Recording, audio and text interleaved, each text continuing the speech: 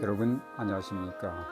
제2기 교과 오늘은 제 10번째 시간을 저희가 함께 공부하도록 하겠습니다. 이번 교과의 제목은 말세를 만난 우리에게입니다.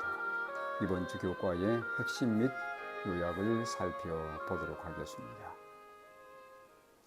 먼저 기억절입니다. 고린도전서 10장 11절로 12절의 말씀입니다. 그들에게 일어난 이런 일은 본보기가 되고 또한 말세를 만난 우리를 깨우치기 위하여 기록되었느니라. 그런즉 선줄로 생각하는 자는 넘어질까 조심하라. 다니엘과 계시록은 마지막 날 사건에 관한 예언들로 가득 차 있습니다. 하나님의 예언의 특징은 반드시 성취된다는 사실입니다. 노아 홍수와 그 후에 일어난 소돔과 고모라와 같은 사건들은 마지막 때의 이 세상 사람들에게는 중요한 경고의 사건들입니다. 당시 세상이 경험했던 것들은 마지막 때에 반복될 것이며 장차 이 세상이 어떤 운명을 맞이하게 될 것인지를 미리 보여주고 있습니다. 일요일 어린 양의 진노, 마지막 때 있을 징조들과 그 후에 있을 영광의 재림을 목격한 사람들의 반응은 무엇입니까? 요한계시록 6장 15절로 17절의 말씀을 보겠습니다. 땅의 임금들과 왕족들과 장군들과 부자들과 강한 자들과 모든 종과 자유인이 굴과 산들의 바위 틈에 숨어 산들과 바위에게 말하되 우리 위에 떨어져 보좌에 앉으신 이의 얼굴에서와 그 어린 양의 진노에서 우리를 가리라. 그들의 진노의 큰 날이 이르렀으니 누가 능히 서리요 하더라. 요한은 재림의 징조와 함께 리스본 대지진, 암흑일, 핏빛 같은 달, 유성우 사건들을 차례로 언급하고 있습니다. 그 사건들의 일자에 대해서는 영상을 참고하시기 바랍니다. 이 징조들에 이어서 요한은 예수님의 실질적인 재림에 있을 것을 언급하고 있습니다. 그분이 아버지의 영광으로 오시기 때문에 죄인들은 보좌에 앉으신 이의 얼굴과 어린 양의 진노에서 자신들을 가리달라고 주장하며 그분의 영광 앞에 과연 누가 능히 서리요라고 부르짖습니다. 이렇게 절망적으로 부르짖는 자들은 복음을 전혀 접해보지 못한 자들일까요?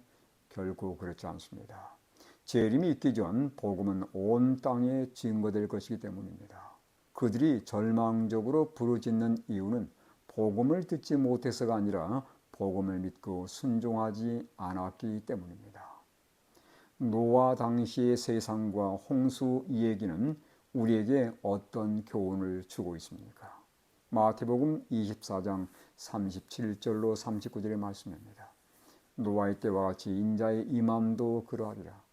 홍수 전에 노아가 방주에 들어가던 날까지 사람들이 먹고 마시고 장가들고 시집가고 있으면서 홍수가 나서 그들을 다 멸하기까지 깨닫지 못하였으니 인자의 임함도 이와 같으리라. 재림과 마찬가지로 홍수도 정보가 부족해서가 아니라 믿기를 거절했기 때문에 불행을 당한 사건입니다. 노아는 120년을 전파했고 사람들은 어떤 일이 있을 것인지에 대해서 이미 들었습니다. 베드로는 홍수 얘기를 맥락으로 말세에 조롱한 자들이 와서 주께서 강림하신다는 약속이 어디 있느냐, 조상들이 잔 후로부터 만물이 처음 창조될 때와 같이 그냥 있다라고 재림을 믿지 않거나 부인하는 자들이 있을 것이라고 분명히 말씀하고 있습니다. 월요일입니다. 노아의 전도. 베드로는 사람들이 노아 홍수를 일부러 잊으려 하기에 많은 사람들이 재림을 준비하지 못할 것이라고 말합니다.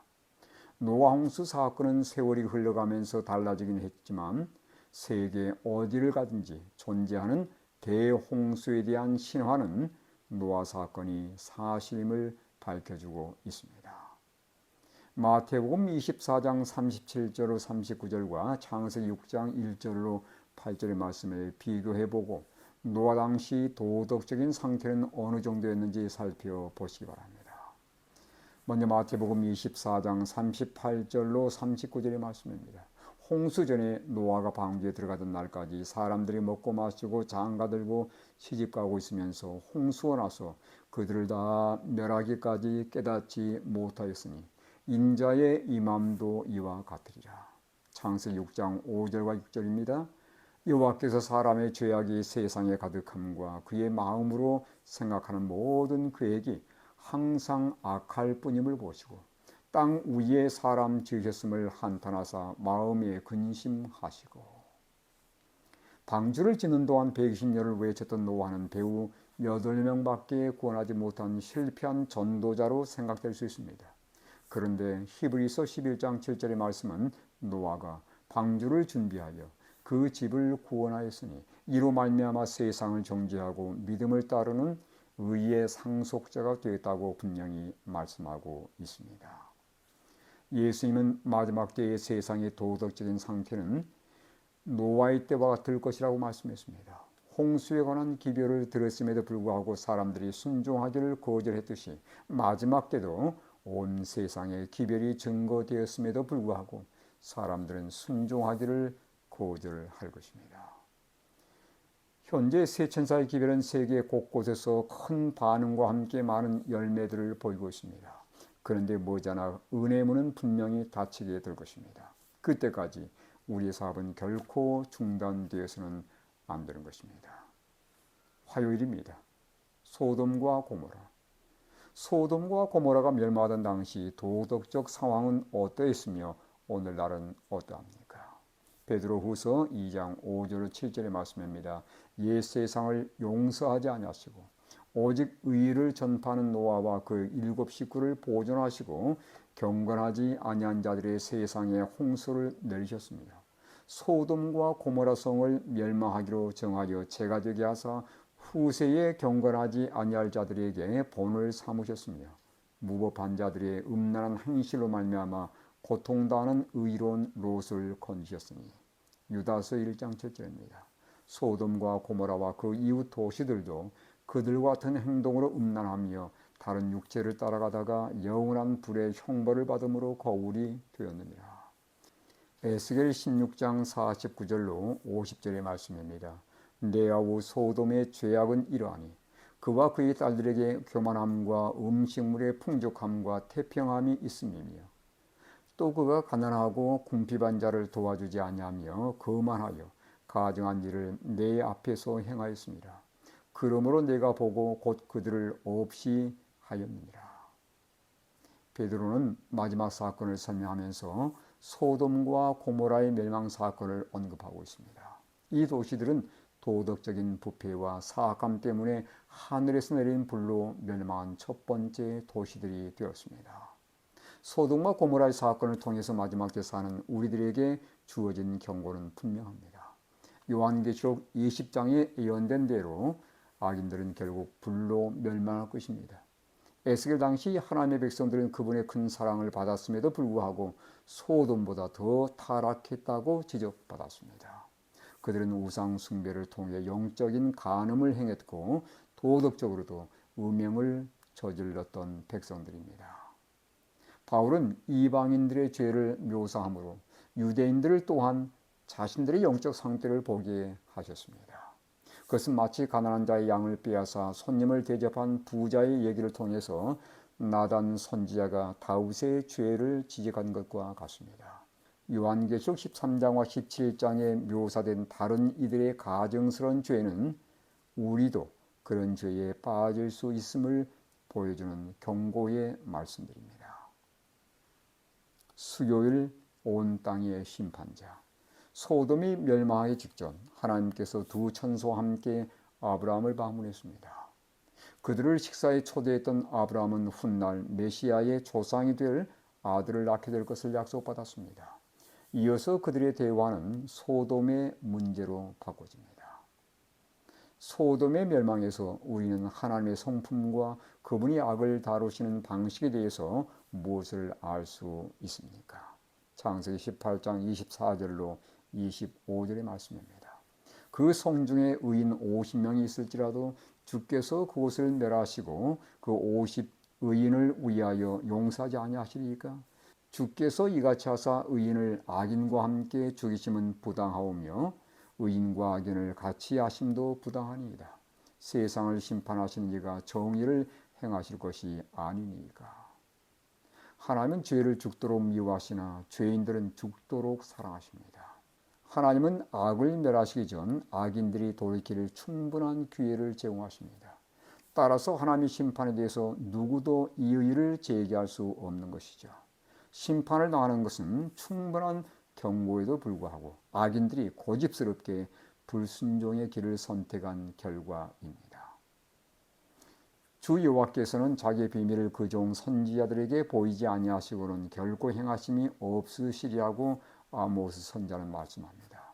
이 말씀처럼 하나님은 당신의 종들에게 일어날 일을 미리 알리십니다.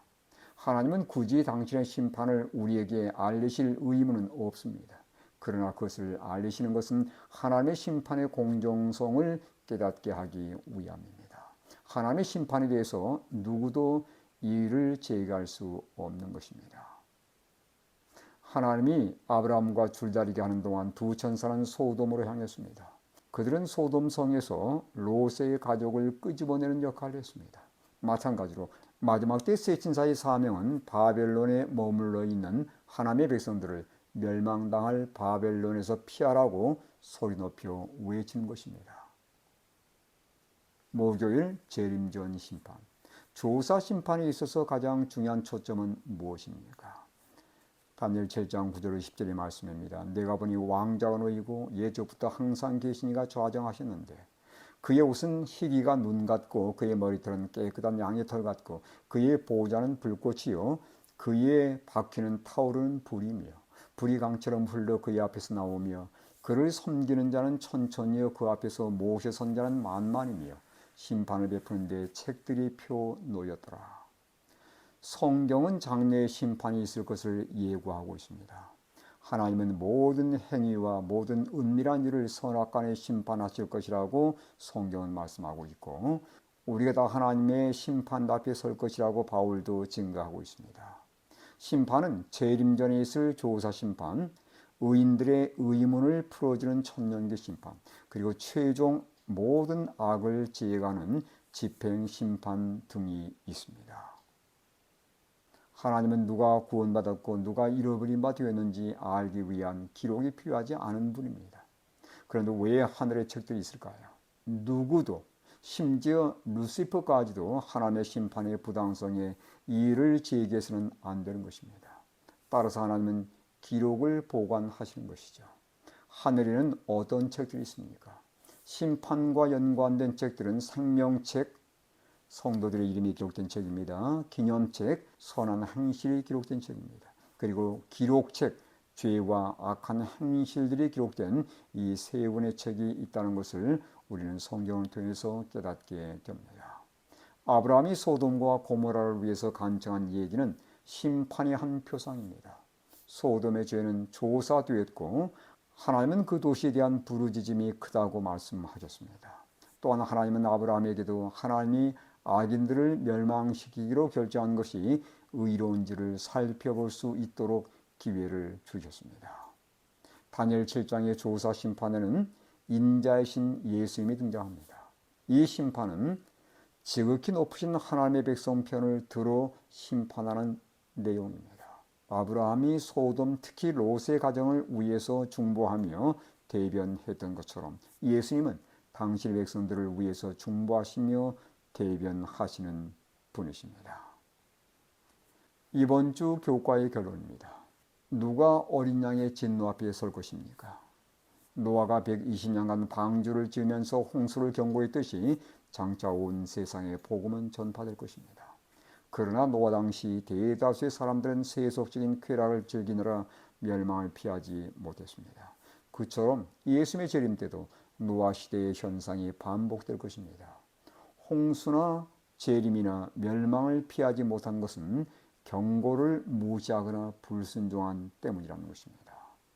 소돔과 고모라의 형벌은 충분한 조사가 있은 후 이루어졌습니다. 재림전에 있을 조사 심판 또한 누구도 이의를 제기할 수 없도록 공정하게 이루어질 것입니다. 한편 아브라함은 소돔 성의 롯의 가족들을 위한 중보자 역할을 했는데 그것은 예수 그리스도의 하늘 중보 사역을 우리에게 생각나게 해줍니다. 두 천사는 소돔에 있던 롯의 가족을 끄집어내는 역할을 했는데 그것은 마치 계시록 14장의 세 천사가 바벨론에서 하나님의 백성을 나오라고 외치는 호소와 같은 것입니다.